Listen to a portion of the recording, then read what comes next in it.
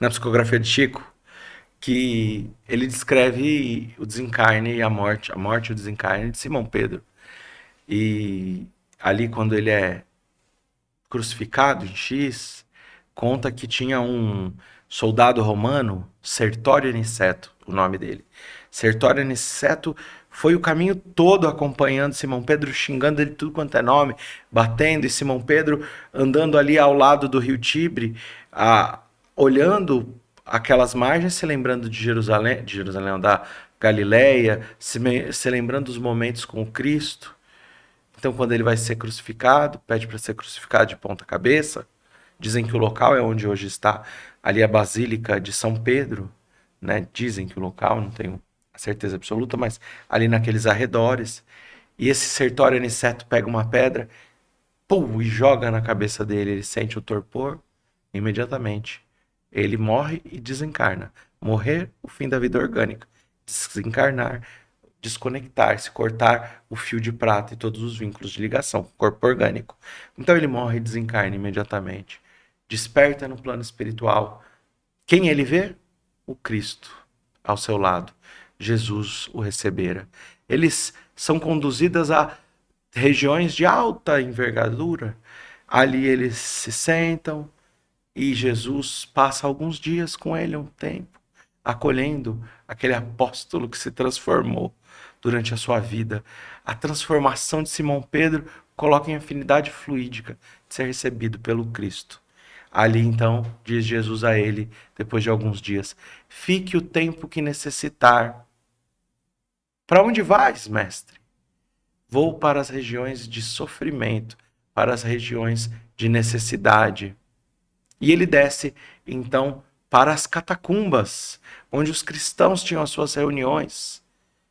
E quando ele chega então nas catacumbas, Simão Pedro rapidamente diz: mestre, eu vou te acompanhar. Ele passa a trabalhar ali. Depois de um tempo, ele ouve um pranto e o choro de um homem que chamava por Simão Pedro em suas preces.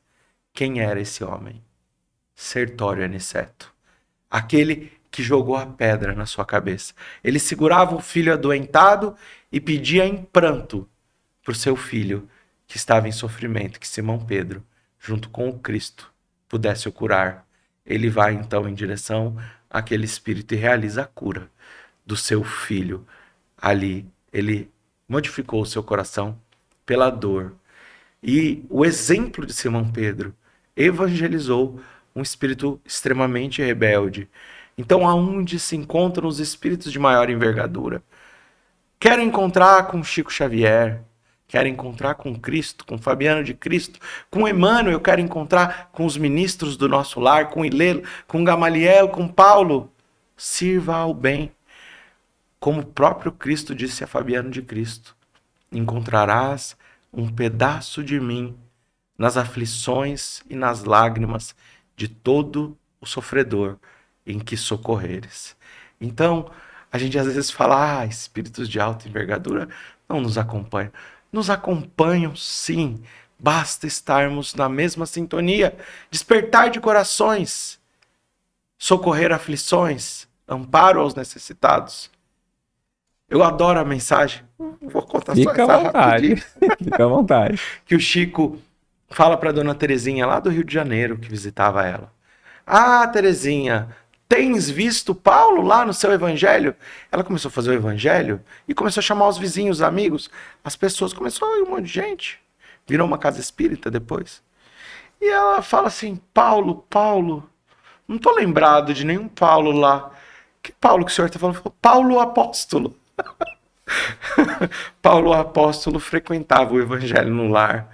E esses espíritos, sem sombra de dúvidas, tutelam os trabalhadores do Cristo. O que você achou desse corte? Coloca aqui nos comentários a sua opinião sobre esse tema. Para ver o episódio completo, é só pesquisar Recomeçar Podcast Espírita. E caso tenha ficado alguma dúvida sobre a doutrina espírita, é perfeitamente normal. Procure ler as obras de Allan Kardec.